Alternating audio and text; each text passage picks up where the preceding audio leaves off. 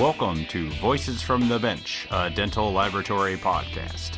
Send us an email at info@voicesfromthebench.com or look for us on Facebook at Voices from the Bench. Greetings and welcome to episode 117 of Voices from the Bench. My name is Elvis. My name is Barbara. How's everybody doing? What's happening, Barb? How's Florida and the dental lab business? Florida is very hot, and the dental lab business is very hot, I should say. Super busy.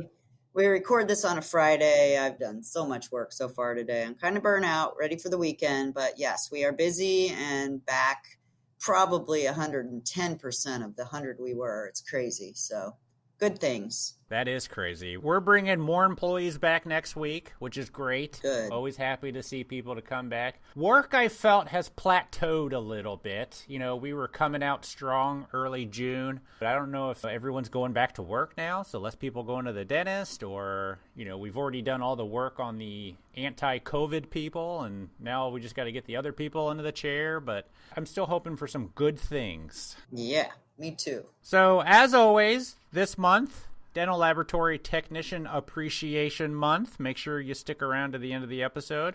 We got a couple more audio thanks that people have sent in to celebrate, so make sure you stick around. So this week, we talked to some individuals involved with the National Board of Certification, the NBC, and the Foundation of Dental Laboratory Technology. First up, I had a chance to talk with Dennis Urban from DSG in Mount Vernon, New York. Dennis comes on to talk about how he got into the industry, found his passion to get his CDT, why he got onto the board to help promote it, and what the NBC is doing now and what they're planning on doing in the future. Then Barb and I had a chance to chat with the two Shawns. Shawn Siegel from Anchorage, Alaska, is the chairperson of the foundation, and Shawn Nowak from Nowak Dental Supplies, he's the fiscal officer of the foundation. About all the great grants and scholarships that the foundation is offering and how the organization is dealing with COVID and how they plan to bounce back next year. So join us as we chat with Dennis Urban, Shawn Siegel, and Shawn Nowak. One of the fastest growing applications for 3D printing is producing accurate splints quickly and efficiently.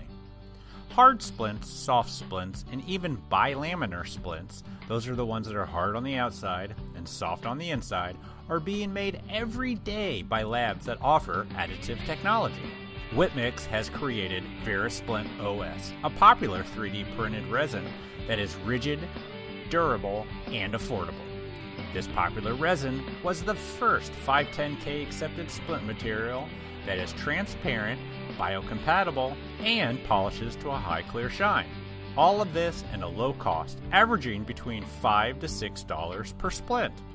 If you'd like more information about VeriSplint OS, visit Whitmix's website at whitmix.com or call 1-800-626-5651.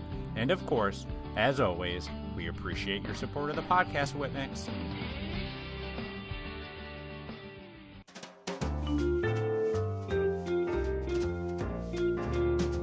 Voices from the Bench. The interview. I am happy to be joined here by Dennis Urban, CDT, who happens to be the chair of the National Board of Certification, the NBC, let's say it for short. How are you today, sir? I'm doing well. Thank you, Elvis. I'm excited to be on the show. It's such an honor to be a part of Voices from the Bench. I think I hit you in Chicago, told you I was coming for you this year. And June being CDT and Dental Technician Appreciation Month, I thought it was appropriate to talk to the guy heading up the department that runs CDTs. Thank you so much. Again, it's an honor to be on here. And I have to say that this podcast is so well received in the dental industry. And I hope you and Barbara, if Barbara's on here, and everybody else are staying safe during these unprecedented times, and also to our audience, I wish everybody well with their safety, health, and getting back to their careers. I'm excited to be here on CDT and Dental Technician Appreciation Month, and I'm ready to go, man. Yeah. Barb is actually on an important phone call she couldn't get away from, so hopefully she'll join us. I told her just to pop in, so if we have a surprise Barb visit, great. If not, we understand. Running a lab, we all know what that's like. So you're at DSG in Mount Vernon, New York. Well, I live in Stony Brook, New York. Mount Vernon's about 2.5 hours from my home here. And I was general manager over there at Mount Vernon. And now I'm more on the technical side and doing lectures and support and training and still advising over there at Mount Vernon. That's one of our 41 locations that we have around the country. Yowzer. So you're not there on a day-to-day operations anymore? Not anymore. No, not anymore. I'm doing more. Yeah, I'm doing more with the technical aspect of the things, like I mentioned, doing a lot of webinars, seminars, trainings, and just getting up to everything standardized, also with our group at DSG on the removable side. Sure. It's been exciting, but it's been different for the last 3 months. Let me tell you, it's been since ever since March 13th. Been home eating too much, and I've been presenting numerous webinars on numerous topics, to clinicians and technicians around the country since then. And it's been so well received because a lot of people have a lot more time to catch up on technology. After the first couple of weeks, I saw that we were inundated with information on the internet as far as opportunities for webinars. Yeah, there were about 5 a day going on for a while there, and there was always a chance to get educated, and yes, that's a good thing because we had a lot of downtime. It must be hard going from a day-to-day operation running to a lab where we know the constant stream of problems and issues and fires to switching gears and being more of an educator. Yes, it's true. And I've been traveling quite a bit too. I've been traveling around the country to some of our other locations and doing lectures for some of the groups that we deal with as far as dental groups. Yeah. And doing education. From running around, going crazy from airport to airport, from laboratory to laboratory, and all of a sudden staying at home since March 13th. I know. So it was tough, but thankfully I kept busy with education, and that's what I love, education. That's great. So how did you get into the industry? Did you grow up in a lab? No, I had a friend of mine whose cousin worked in the laboratory. I think I was 18 years old. And the cousin worked in the lab, and they had an opening for a trainee. I applied for the job. They offered, this is back in, I'm going to date myself now, this is back in 1975. Mm-hmm. So I would work in the Crown and Bridge department half the day, and the other half the day I would work in the denture department. Really? Interesting. Yeah, so as I was going along, my boss came up to me one day. He said, I see that you have some talent here. And he goes, I would love for you to stay at night, and I'd like to train you more on all aspects of denture technology. Would you rather be in the denture aspect of it or the Crown and Bridge? I said, what? I really enjoy the removable side on the denture side. So I stayed all I could and learned all I could. And I was there almost every night learning setups. And to this day, my mentor who taught me this, gentleman, Nat, he's not with us anymore, but he passed away. But I think he's still one of the best dental technicians and setup technicians I've ever seen in my life. Wow. I try to mimic him. I think of his mentorship every time I'm in a lab or I'm training or doing a case. I think of the techniques that he had taught me. This was 1975. And by 1980, I opened up my own lab. Really? Yeah. There in New York? Have you always been in that area? Yeah, it's just in Long Island, New York. So I had the lab in New York there, and I had the lab, I guess, from 1980 to about 1995. Wow. And during that time, I had been to a number of lectures, and I loved going to lectures and learning as much as I could. And I realized it was something I wanted to do. Mm-hmm. I wanted to share my expertise in education and educate technicians. Not that I knew everything, because in the beginning I didn't. I did some basic seminars, and I got to be good at it, So I started to lecture in 1985. That was my first lecture. Lots of slide projectors and yeah. I had 2 slide projectors, and I remember this well because it was at the New York Dental Technology Congress at Tarrytown Hotel. Yeah. And I was there, and I was ready to lecture, and I had my 2 trays of slides, and I dropped one. Oh. So, and thankfully, not all the slides came out, but I did a hands-on course for my first lecture ever. And what a mistake I made, because I didn't limit it to like 12 or 15 people. I said, whoever wanted to come, and I had a company sponsor me at the time. Mm-hmm. I think it was Darby Dental, and they provided all the equipment, So just keep in mind, a small room with about 35 to 40 people, everybody having a portable Bunsen burner on.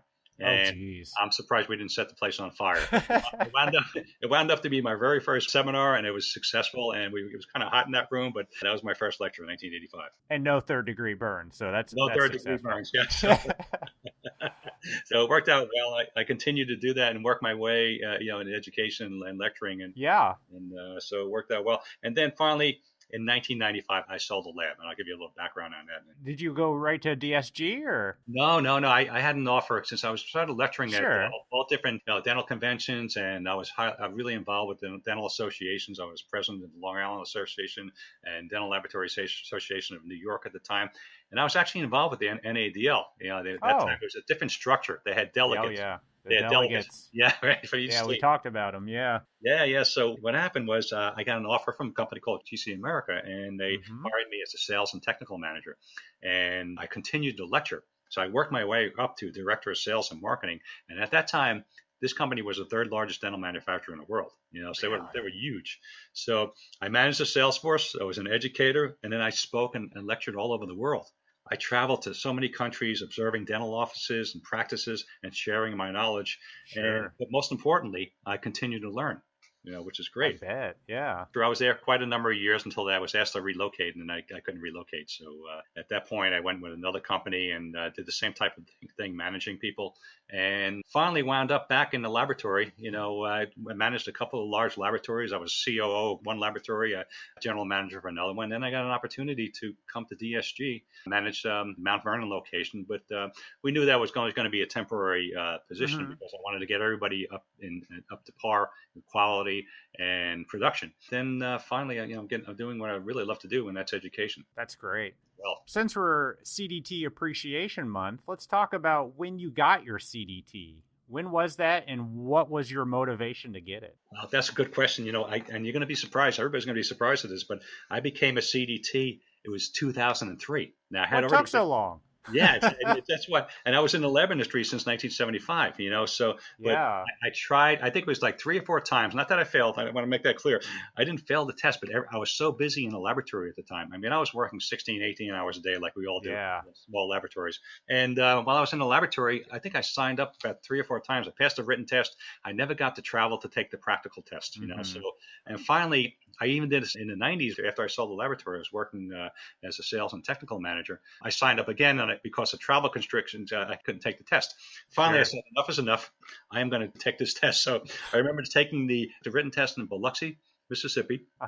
At the Fun in the Sun meeting. Oh, yeah, sure. Yeah, and then I traveled to Chicago to take the practical test. And I remember packing up all my equipment in a metal case so nothing would get damaged. And I took that and went to Chicago and took my practical exam. One of the best experiences of my life, So when I received a letter that notified me that I had passed the certification test, it was such a great feeling. I had put so much into learning and getting ahead, and now I had my CDT. What an honor. It was fantastic. I loved that memory, and that's why I became passionate about promoting certification. Absolutely. What is your specialty in? I lecture on removables, implant dentures, overdentures, hybrid type dentures, and case planning, and I have lectures on communication, but I pretty much have a real big wheelhouse of information, when I lecture, and many different topics, even bite splints, snort guard appliances, anything you could think of in that area too. So but your CDT is in complete dentures? Exactly. My CDT is complete dentures. Yeah. So, but I try to incorporate when I do my presentations, even webinars, it's not like 10 or 20 slides. I have an average of, even for 1 hour webinar, and you're going to say, how do you do this in 1 hour? 1 hour webinar, I average from 150 to 225 slides in the presentation. And that's how my lectures are too. So it's a quick succession of slides and information, and I try to pack in a lot of information. I compare my lectures to, I don't know if you've ever been to a Bruce Springsteen concert where he goes. I have not. He goes for 4 hours, nonstop, 5 hours, and then packs in everything he can. And so that's what I want to do when I lecture, and I try to educate people. I love it. Usually the response is good. So I have a passion for this industry and a passion for education. Well, we're going to see if we can get everyone to start calling you the boss. Yeah, I know. Good one. I like that.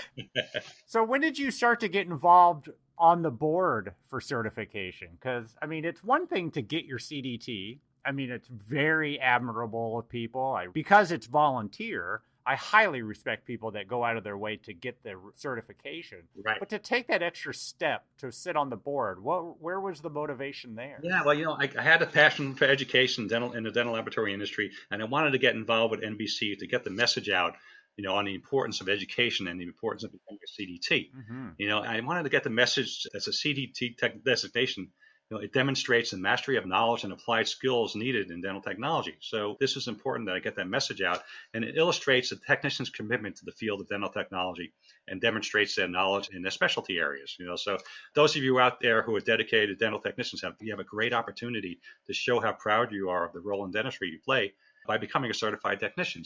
That's my goal. I want to bring in new technicians to do this. And, it's not me. NBC we have such a dedicated and knowledgeable group of volunteers, officers, and trustees. Mm-hmm. And at this point, I want to thank everybody, all those people for their hard work and dedication. Even during this hard time we're going through now, we had to come up with some different ideas and plans for certification. So that's how I got into it and slowly worked my way up and became 2020 chair. But it's a group effort, and we want to promote certification in the industry as a standard. And I believe there's so many possibilities out there to bring new people on board as certified dental technicians. We haven't even realized the amount of people it's possible to come on board and be certified. And let's face it, that's pretty much all we have in the industry, CDT, Mm-hmm. As far as a certification name. So it's important to me. And I've seen over the years, by becoming a certified dental technician, get more respect from doctors. I hear it all the time. Oh, you're a certified dental technician. This is great. We haven't worked with certified dental technicians in the past. And I think that the knowledge base, that continual education that we get, it really plays a major factor in dental technology. I agree. I mean, I'm not a technician myself, so I've never got the CDT, but I totally hire CDTs, respect CDTs, would always promote the idea of it for those that do the work.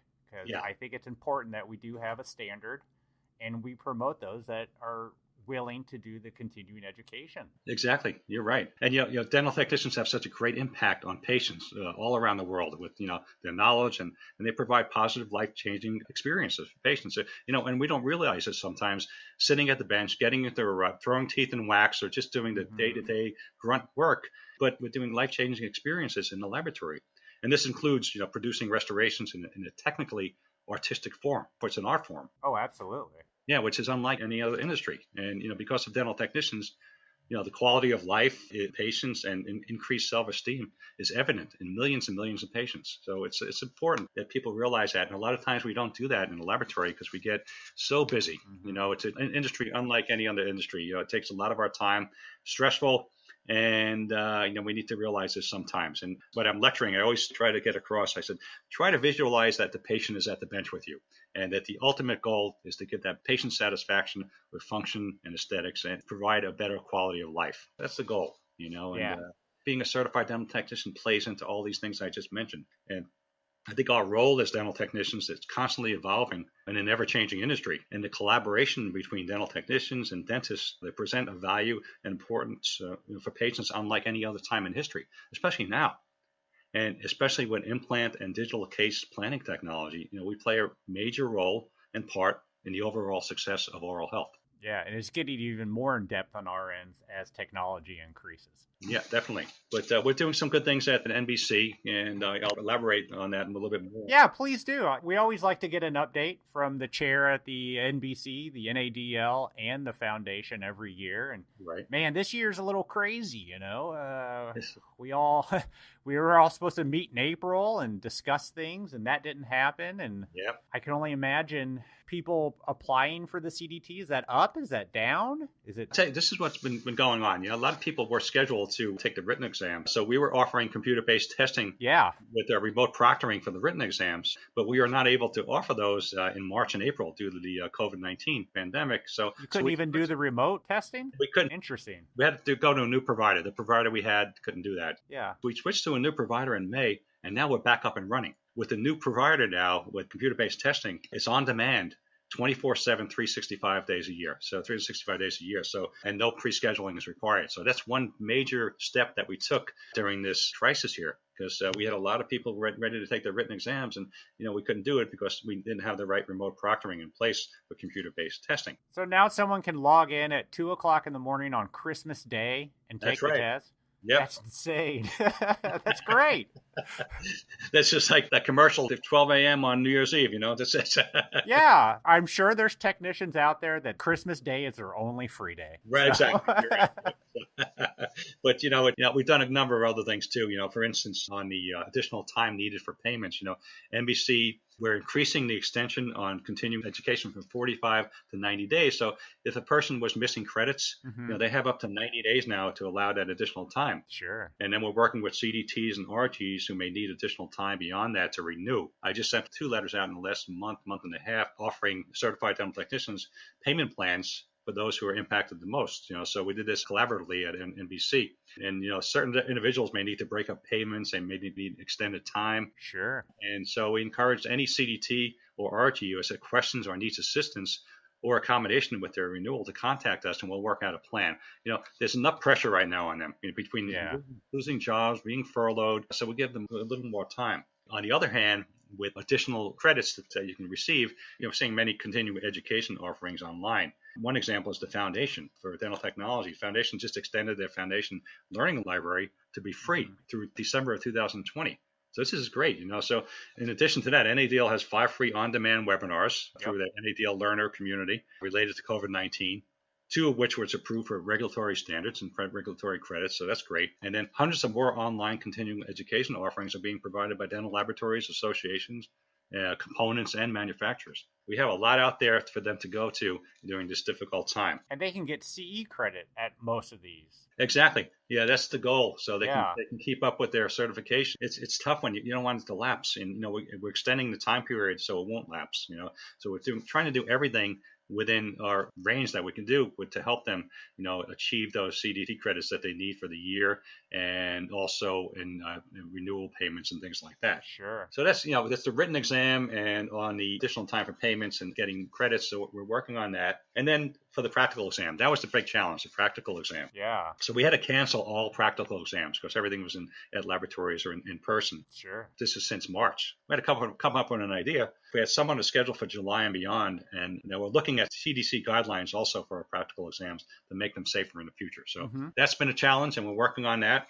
So we have to consider social distancing, limiting the number of candidates, and other safety precautions in the laboratory when you're taking these practical exams. And with that said, now NBC is piloting a program that may allow for remote testing, just like you have with your computer-based testing on the written exams. Yeah. We're working on providing practical exams at the candidate's own location.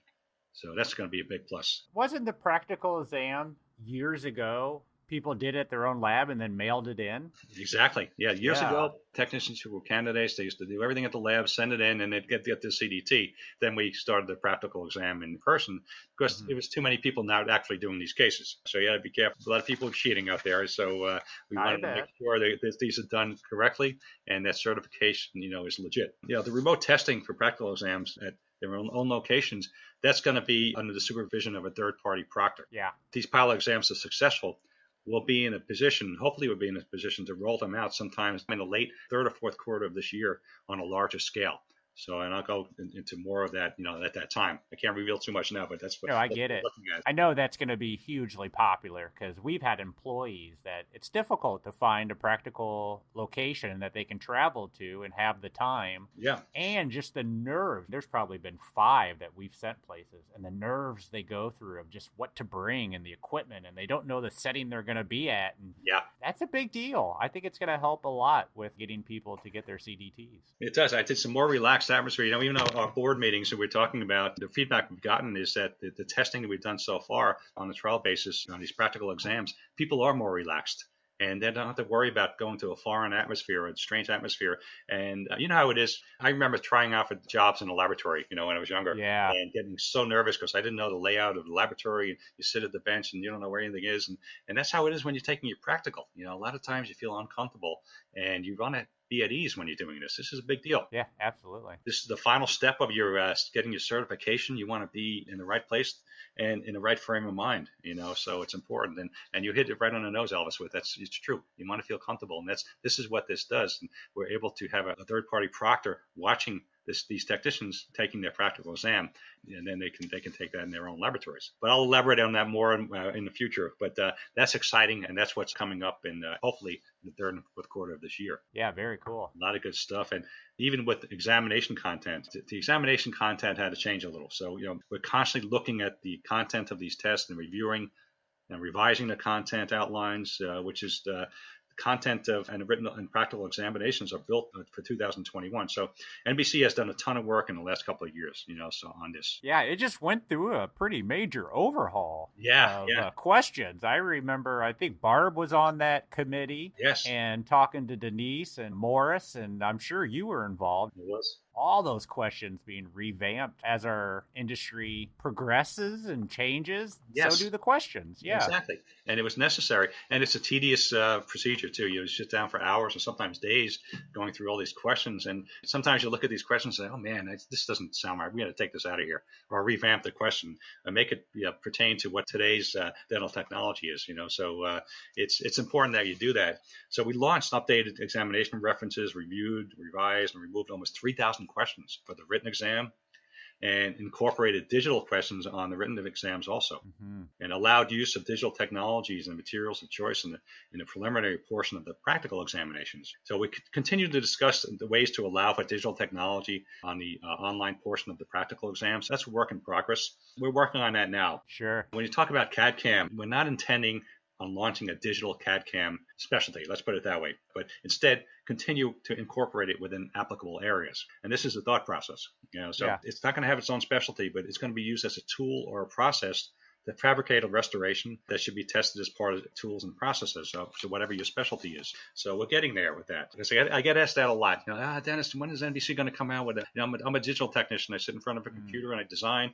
And I said, that's fantastic. You could do that. But I don't think we're going to have a specialty for that, for CAD-CAM. We're going to apply it to our certain areas and expertise in different specialties, whether it be crown and bridge, implants, or dentures, or partials, or orthodontics, and all those are applicable right now with the CAD-CAM. Everything's being done, most of the laboratories are up to speed on CAD-CAM design now. So it's going to be a big deal in the future. So we're working on that to incorporate that into our practical exams. So you're thinking that if someone goes for their crown and bridge specialty, that they won't have to hand wax, they could do everything digitally, like as they were trained and what they do every day? That's what I'm thinking. You can design your wax up or print it or mill it and then utilize that in your final process, so that's what we're talking about now. I think it's going to be exciting, and I think it's going to entice more dental technicians to become certified. I agree. I got a couple people here at our lab that design a lot of crowns, but I don't think they could hand wax. Yeah, exactly. And I was reading JDT this month and looking at some of the articles there, and I have to agree with what the author said, and it was that you're never going to take the human element out of this. No. You really can't. You have to know the science behind what you're doing and apply it to the sciences of CAD-CAM technology. You need your analog and your digital, and it's going to result in that quality restoration.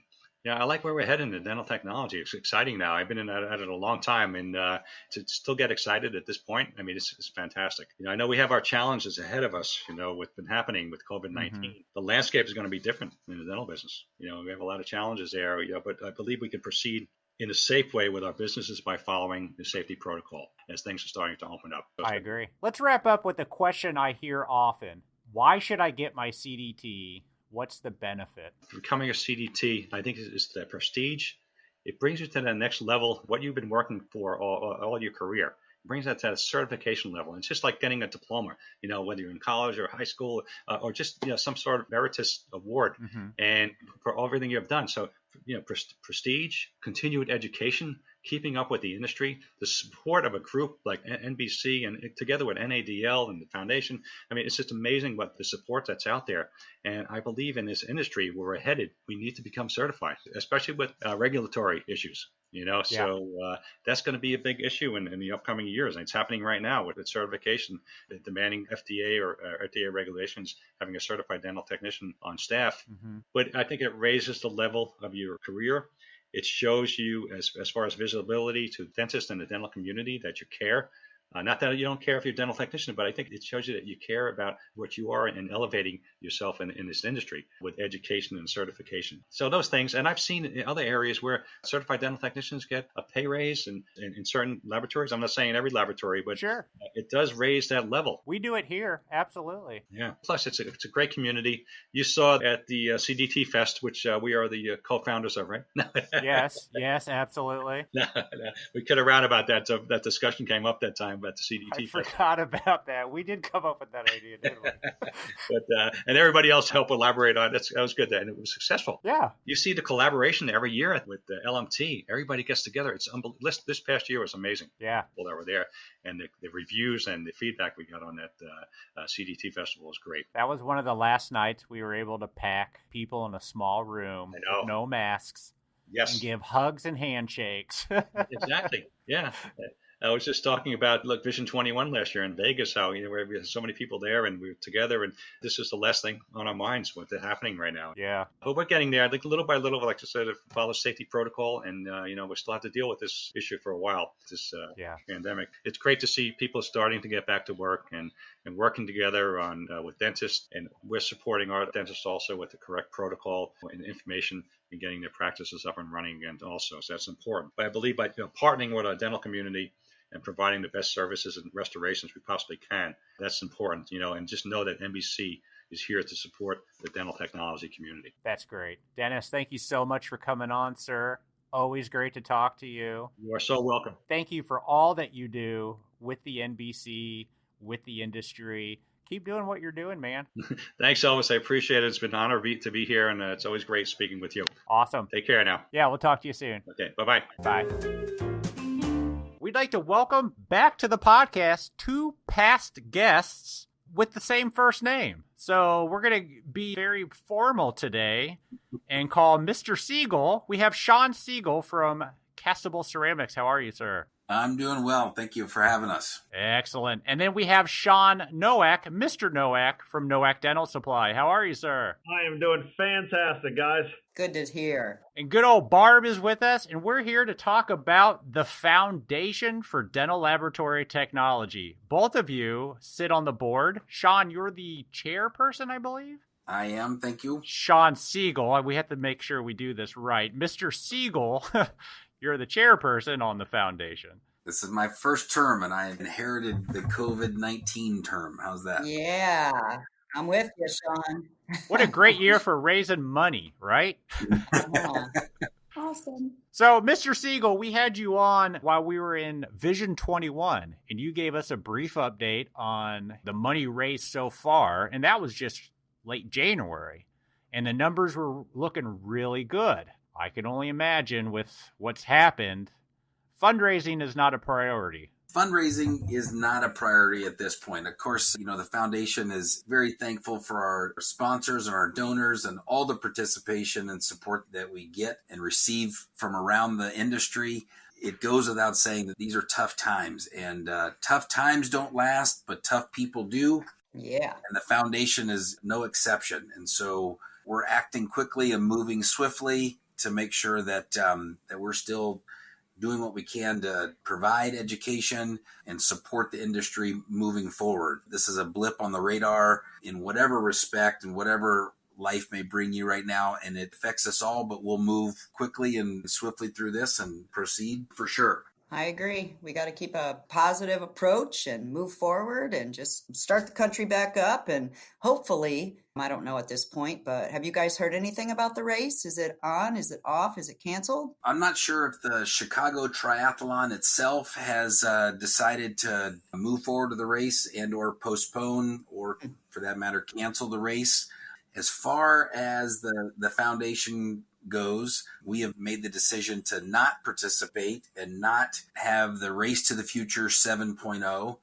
However, we're happy to announce, if you will, that it's not done. It's not gone. We're happy to put an asterisk next or behind a 7.0 and get after and make this happen in 2021. So I do believe the dates for the Chicago Triathlon have already been set for August 2021. And so at this point, with all the anticipation in the world, the Race to the Future 7.0 will continue next year. I'll be there. It just gives you longer to train, Barb. Yep, I know that because I'm going to be after you. I wonder what we're going to talk about all for the month of July and August, Barb.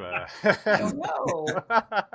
We'll be complaining because we're training for a non-race because we'll still be training, right, guys? Absolutely. That's exactly right. I know that. I think it's pretty slick that we have Barb. You're the president of the NADL, and so you too have a COVID-19 term. Yeah, I know. I'm going to just throw in my 2 cents in this is in regards to our partners in the NADL as well as the NBC. The third cog in this very important wheel is the Foundation for Dental Laboratory Technology. We all have, I think it's also important to know that we all have our own jobs, if you will, to do in respect to the dental laboratory industry. And each one of us play a very important role in moving us forward, whether it be on a day-to-day basis, and, as an industry as a whole. And so from a foundation standpoint, our job isn't to navigate the industry as a whole where the NADL would be. Our job as a foundation isn't to award or even test for or prize CDTs in our industry, but our job as a foundation relative to education, our role is to fulfill the needs of education across the entire spectrum to make sure that CDTs are possible. So we don't make CDTs, we just give them money to push them forward. How's that? I love it. It's awesome. So Shawn, you're here. What's happening? I am here, yeah. So I am the fiscal officer for the Foundation for Dental Laboratory Technology. I've been in this seat for the last 2 years, and kind of different role from what I normally do of a company. My role on fiscal officer is to spend as much money as possible. I do not want to run a positive budget. I want to be at negative at the end of the year. We want to give away money as much as humanly possible. With all the grants we have, the scholarships that we have, we're looking into ways in the current world we're living in right now, what we can do to help others out right now. It's different business models right now for everybody. None of us are doing the same thing we were doing 2 months ago right now. And even on the foundation side, we're looking at what we can do differently right now instead of just the same status quo of giving our grants out to recipients and scholarships to the schools, what we can do to kind of help you guys out. And luckily, we've got a great leader in Mr. Siegel. We call him Shawn North, and I'm Shawn South.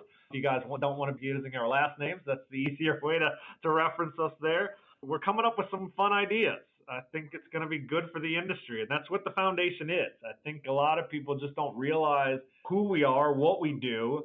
I've been on it for so many years. Even when I started with it 9 years ago, I had no idea what the foundation did. Like, okay, am I just going to go throw money at them and, and call it a day? But, really the foundation is all about educating and elevating the recipients to another level. And I think if people realize that, we would receive so many more applications to our grants. This is free money. What is it going to hurt for you to fill out a grant form and hope you receive some money to do the Seattle Study Club or SPEAR or Dawson or Coy Center? I mean, these are 4 of amazing institutes that are in our industry, even PTC, that all have grants out there just waiting to be given. Yep. They're wanting to give you money to come to these courses. It's free.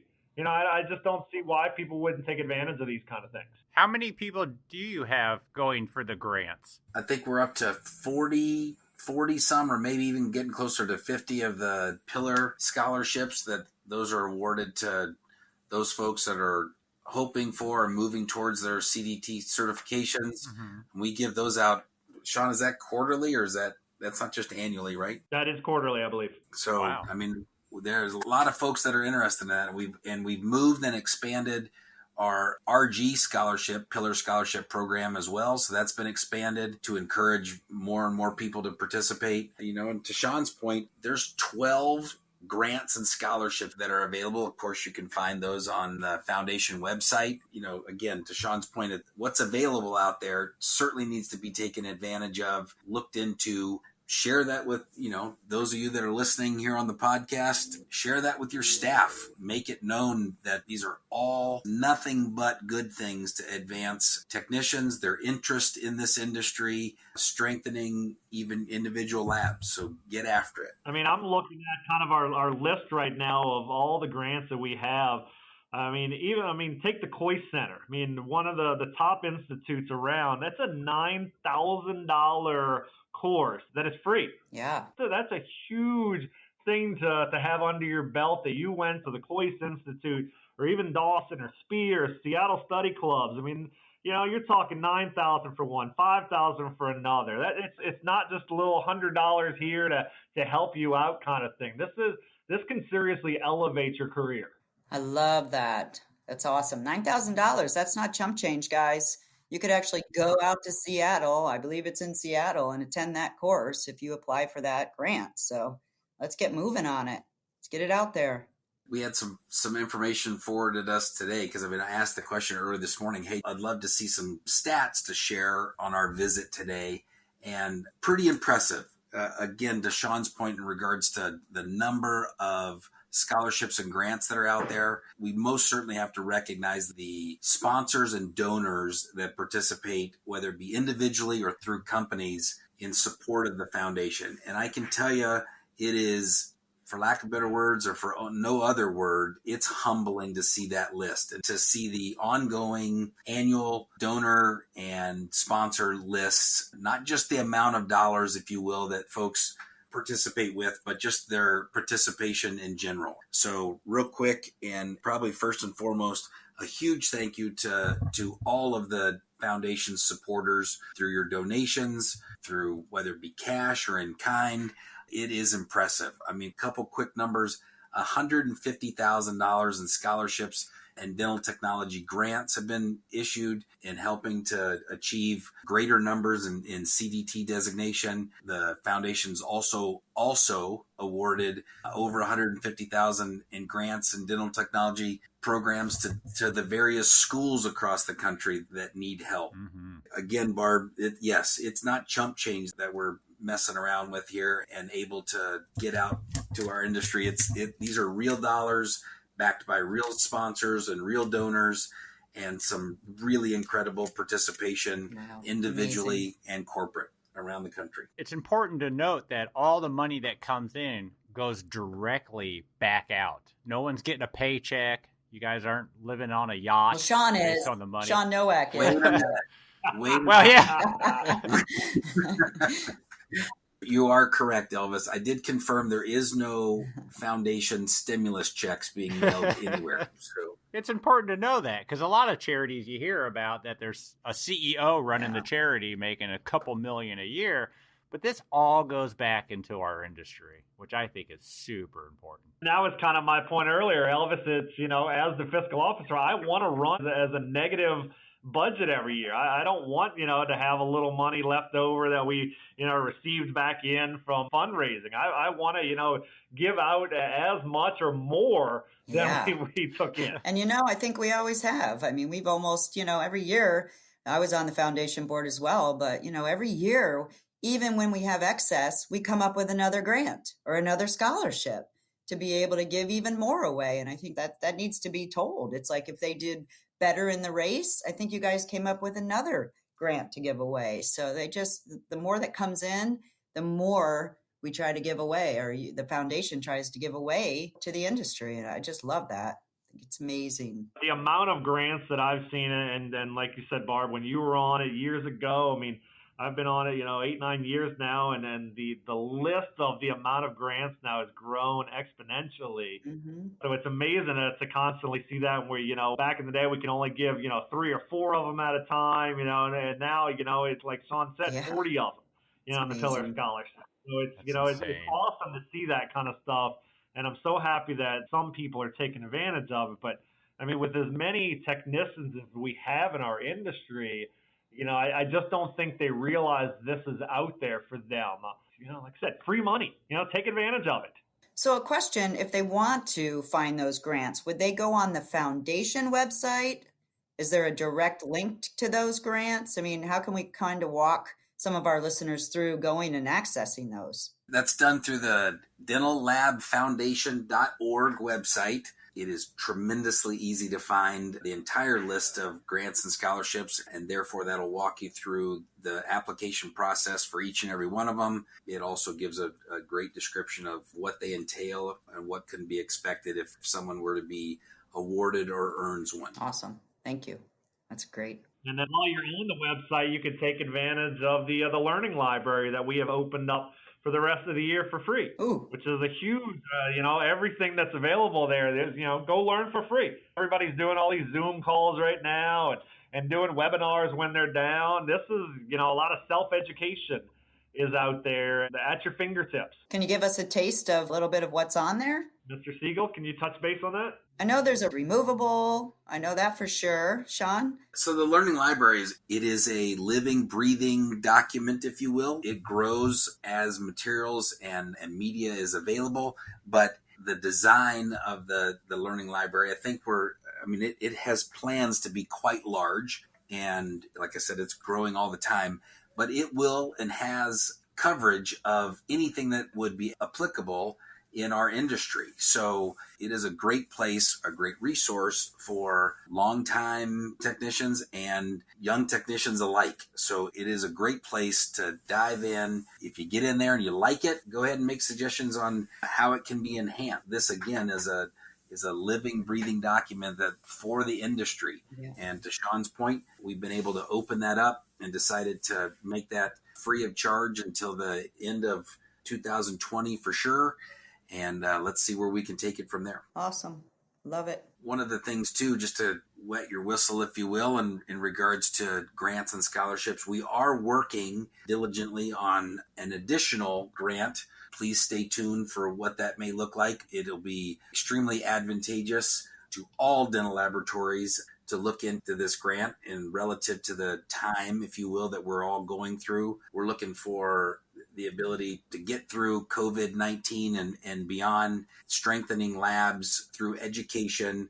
And the grant that we're working on will allow you to do that with your local OSHA and CDC authorities on what's best and what's necessary for your laboratory. So stay tuned on that development. I think that's going to be something, again, industry-wide that's applicable to us all. So during the COVID-19 times, which is right now, are you guys doing or coming up with, as you guys meet, a couple new grants, maybe some new opportunities? And if so, what would that look like? We've tossed around some fabulous ideas. A lot of it has to be vetted in terms of sticking to our overall foundation mission, which is very much education driven. Anything that we can morph into an educational opportunity that carries some weight, we're definitely not only kicking them around, but we're willing to hear and listen to ideas. So we'll throw that out there that if you have some ideas that fit that mold of education, good quality, solid, industry-wide education, bring it on. We'd love to hear it. We definitely kicked around the stimulus check idea. We know we joked about it earlier, but unfortunately, with as many labs that are in our industry, we couldn't fulfill that need as much. Yeah, that wouldn't go very far, would it? Even with as much money as we have. Well, $10 a lab really wouldn't stretch that far. Yeah. You'd have to play favorites, and I know I'm your favorite, but you're not the favorite. I love it. I'll be impartial there. I'm not gonna comment on that. Smart. Sorry, Elvis. I will throw out there this. I mean, again, super appreciative of being invited onto Voices on the Bench and love the opportunity to spread the good word of the foundation and any and all of the advancements that we're able to make and are looking forward to for our industry. I will throw out there this. And I said it early on, these times won't last, and we, the foundation, are going to be diligent in keeping education at the forefront in our industry. We've made some tough decisions here recently as well. Not just the fact that we're not having the Race to the Future 7.0, which is our biggest money-raising forum that's been developed over the years. So it's a phenomenal one. We very much look forward to coming back to that in 2021. I can tell you that the decision has been made at this point that if you have donated and sponsored the Race to the Future 7.0 for 2020, we are in a position and have decided to give or return those funds to donors and sponsors. Oh, wow. We feel it's the right thing to do it at this time. Yeah. Again, a tough decision. I'm sure there will be some that throw out there, hey, keep the money, put it towards next year's event. Some of those things are bound to happen, and we'll be very appreciative of that. At this time, I can tell you that the other tough decision that we've made is that we're halting all of our fundraising efforts for the remainder of 2020. We are well positioned financially to move forward, administer and award all of our grants and scholarships programs without halt or without falter through the remainder of this year with the funding that we have in place. Super pleased about that. The message that I, again, reiterate is thank you to all of our sponsors. Thank you to all of our donors. We're going to take a time out. We're going to breathe here a little bit. We're going to put our businesses back in place. We're going to make sure that our people are all taken care of and that this industry is taken care of. And we are going to be back with a vengeance, a revenge tour, if you will, in 2021, asking for money. Asking for more money. So there you go. There's my heartfelt message to all of you. Don't stop picking up your phone. Answer our call when we need you. We will make good use of these donations for the good of the industry. That's super commendable decision. Like I've always said about our industry is we're amazing, and the people that lead it and are in it are amazing. I think that's pretty awesome, guys. I'm super bummed that I don't get to email 100 of my closest friends that have been supporting me personally and the foundation for the last 7 years. But I think it's the right thing to do. I think it's a good decision, and it'll be missed for sure. Well, at least you don't have to worry about coming in second place on your fundraising. You are so funny. And you don't have to worry about coming in second place on the run. Touche. So even though you guys are not actively fundraising, you still take donated money. People can still go to the website and donate money, correct? Thank you for saying that, Elvis, and that is exactly right. That button has not been removed from the website. Good. Again, from our major sponsors all the way down to the individuals doing and giving what they can, it's all appreciated. It's all understood at the current moment and the current time where it is or where it's not, and we get it. But yes, that is an ongoing job for us all, is to keep this foundation going, to keep these grants and scholarships moving in the direction that they do. You know, Shawn mentioned it earlier, the ability to award these grants and scholarships and to see where it takes people in this industry is really impressive. Yeah. And I also want to thank you guys on the Voices from the Bench. You know, you guys are a true proponent for us on the foundation. As you both know, I listen constantly, and I love every time you guys mention us and really push towards our message of giving back and helping educate our industry. Mm-hmm. You guys, what are you going to talk about in June and July? You know, I know, obviously it wants to be every year. I get that on fundraising. Yeah. And I know there's always the other motive, just as a whole for the foundation, that what you guys do is greatly appreciated. Thanks. Thank you. Elvis gets all the credit, of course. Shush. No. For years, we've been selling our T-shirts, and we made sure all that money went to the foundation because it's important that we support it. Yep. And again, thank you to you two and the whole board because it's voluntary. Mm-hmm. You guys are out here hitting people up for money, which is not always an easy thing to do. True. On your own. You're taking time away from your families and your businesses to help support an industry. And I've always said it a million times on this podcast that supporting the industry is going to trickle down to all of us, and that's what's going to make us successful. Well said. That's what triathletes do. Well, I'm still going to do my own triathlon in August. So, I mean, it won't be the same, but I'm still going to fall off a bike. And yeah. That's what I was going to ask. You're not getting on a bike, are you? I thought you were, told to stay away from those. Yep. Yeah. Funny thing is, my wife buys a unicycle. Oh, my God. I should call her and find out what's behind that. Yeah, well. You got to raise your life insurance plan. I did get something about it being increased. Interesting. Yeah.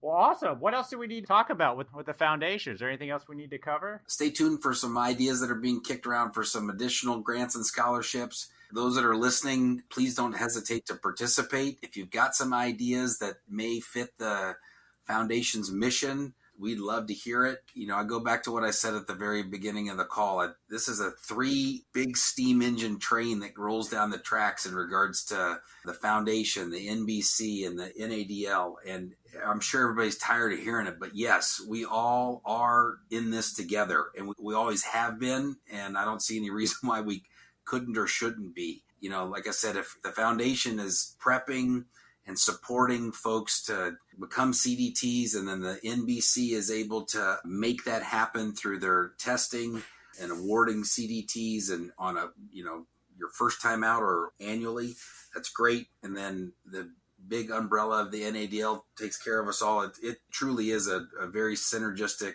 approach that takes all of us to make this happen. And so, to Barb's point, this is a phenomenal industry. It's made up of extremely great people, and those 3 boards and all the participants within those are a perfect example. It's a perfect example of, but it's only a minor slice of what this industry truly is and can accomplish, for sure. Well, and I just want to, reiterate and say it one more time, for the listeners out there, the individuals, look at these grants.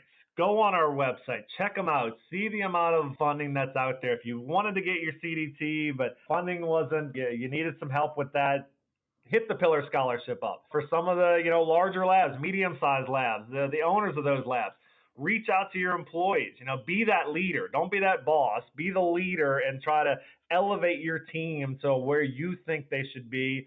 Get them signed up for some of these things. Don't be scared to give your team education in fear that they will lead you. Because if you're a good leader, they're not going to lead you. Yep. I love it. What's it hurt? Go check it out. Fill out some applications. I mean, what could go wrong? Yeah, really. What's the worst that could happen? Exactly. That's awesome. Good stuff. Thanks for having us. Yeah. Absolutely. Thanks for being on and sharing everything. Shawn Siegel, the expert in social distancing up in Alaska, thank you so much for being on. Yeah.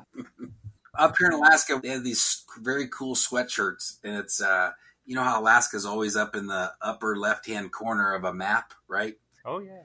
And Alaska became a state in 1959, so they have T-shirts that have a map of the United States, the 48 states, of course, the lower 48 as we call it.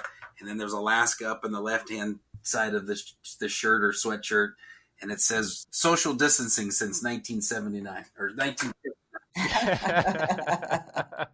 Awesome. And Shawn Nowak, thank you again for coming on and being a part of this and the foundation and everything that you do. It was good. Yeah. Thank you guys for having me on. It's been over 100 episodes since I've been on. So I was in the first 10. Yeah, so thank you for having me again. We ran out of people. I know for a fact I mention you every now and again, just to make sure you're listening. I am always listening. Yes, thank you. Shawn, I don't know about you. I like it when we do these things with Barb and Elvis live, when we get to wear the headsets. Doesn't it feel better? Oh, yeah. I've never been part of that. I wouldn't know. I was never asked. Oh, no. Well, we got to do that at Visions this year then, don't we? Absolutely. Whatever show we're allowed to go to again, we'll do it. Yeah. Right. True. Thank you so much. Well, thank you, gentlemen. Thank you very much. Thank you, guys. Yeah. Bye-bye. A super big thanks to Dennis, Shawn, and Shawn. I'm not going to say which one's the girl Shawn and which one's the boy Shawn, but for all the energy and time they put into the NBC and the foundation. And also a big, huge thanks to everyone on all of the boards that play a part in strengthening our industry. It's really great to see so many people step away from their labs to help make our industry better. And bummer, the Race for the Future is canceled this year, but we still want to encourage everyone and anyone to get out and exercise and give what they can to the foundation to keep our industry strong. Be sure to check out the links for both the NBC and the foundation on this episode's show notes. When I was talking to Dennis, we mentioned that we came up with the idea of the CDT Fest. And I don't know if you remember this, Barb, but it was the August meeting right after I broke my collarbone. Oh, no. And we were all in Chicago, and we're having a planning meeting, and it was you, me, Dennis Urban, and Renata Bundy. Mm-hmm. We were all in a group, and we came up with the idea of having a party for CDTs. I don't know if you remember this. I might have been on pain pills. I'm not sure. That was when we were all in the front of the room, right? And we had Yes. an idea. Yes, I do remember. Yeah. That's the birth of CDT Fest. And it's been awesome. Yeah. Granted, a lot smarter people have taken this idea and went with it and turned it into the event it is now.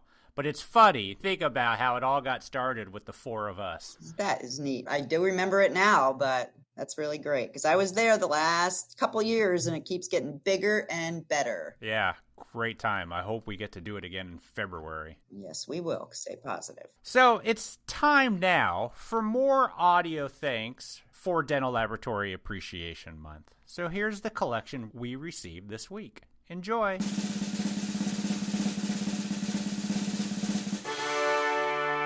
Hey, dental technicians around the world. Stephanie Dahl from Argon here.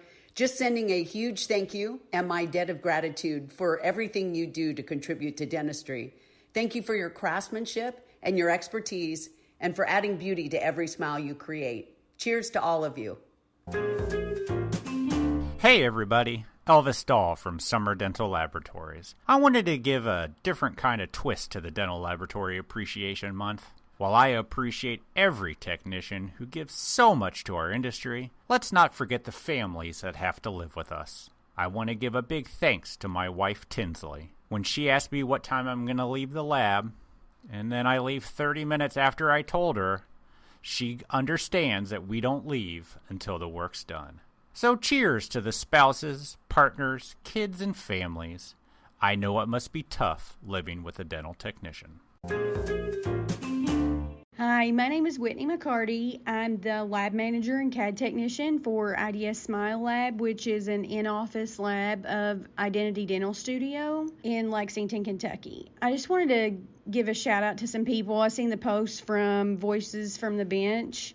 I definitely wouldn't be where I am today without the contribution of many folks. I just gotta say, first of all, Corey and Bryce with Whip Mix, the first 6 months that I spent in IDS Smile Lab, I definitely wouldn't have made it without you guys. I feel like we become friends over the course of my learning and my mistakes, and just very thankful for you all and your patience with me. And I wanted to give a special thanks to Savon Pelurian. The first time I ever seen this guy was at the Whitmix Forum in 2019. I'd never heard of him. And he gets up there and is doing his thing and moving files around and making them work. He barely gasped for air the whole time he was talking. I was in complete awe. I was like, who is this guy? He made things happen. I wanted to learn how to do that. And from that point on, I knew there were more efficient ways to do things, and I really have never been the same. I had been on the 3Shape study group for a little while, but hadn't really been interactive, and I started to ask questions and interact with people and learn things. So then I encountered another guy, Mark Dixon. He offered me help on a case. He team viewed in, and I started taking notes, and really all of it didn't make sense to me for a little while. I studied and tested things, and it took about a month and a half of me practicing and trying to figure this out. And then I went to Chicago, and it just all kind of came together. And the thing about Mark is he doesn't just teach you how to, okay, yeah, this is what the software asks you for, next. He teaches you how to think, how to approach a case, problem solve, make the software work for you, helps show you the tools that you need to strategize. I'm still mind blown on the things that he's taught me. I'm able to approach and figure things out now because of the way he helped me learn how to think. Another guy, I can't say his last name, I just can't pronounce it, Prishmik. We haven't worked personally together, but so much of what I know was directly from him discovering it and passing it down, and then it was passed down to me. He has simplified so many things in the software, and his strategic approaches to things are amazing. I honestly feel bad for people who don't know how to do things the way he does. Another one who I want to give a shout out to, again, we haven't worked together personally, but the information that he puts out is just so valuable. Min Tran, his in-depth knowledge of things technical and historical related to dentistry and digital dentistry is so intriguing, and it causes me, and I'm sure everyone who hears it, to appreciate where we're going and where we came from. And I think in order to be successful, you need to know both.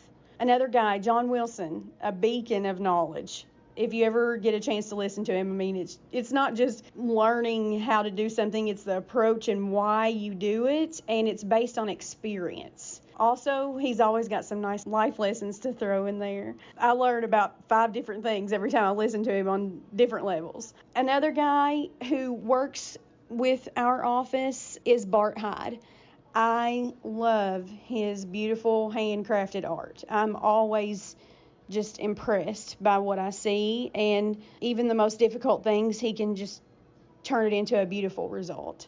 And last but not least, I just wanted to give a shout out to my co-technician, Patty Dancy. She really is a true artist. She just has that thing where she just sees the whole view. She approaches things holistically and comprehensively, and I just love to watch her work, and I love her results, and I know that you guys will be seeing more and more great things from her. And Dr. Stapleton, he is not a technician officially, but I wouldn't be half of who I am without him. His knowledge and understanding is deep and thorough, and whenever I'm lost, he points me in the right direction. And I know that the lab side of what we do is real passion of his, and he transfers that to us as his employees.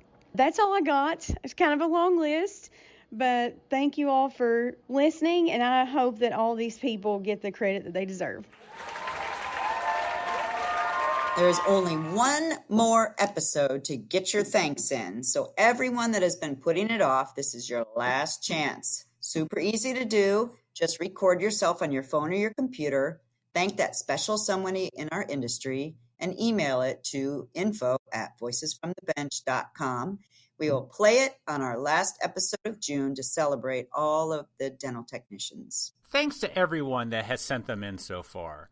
And I want to give an extra thanks to Whitney, who sent in one this week. We love how much appreciation she has for all of the people that have influenced her so much. That is exactly what we're looking for. And don't forget, next week is the last week. So send them in, and we'll give thanks where thanks is deserved. All right, everybody. That's all we got. Bye. Have a good one. Bye.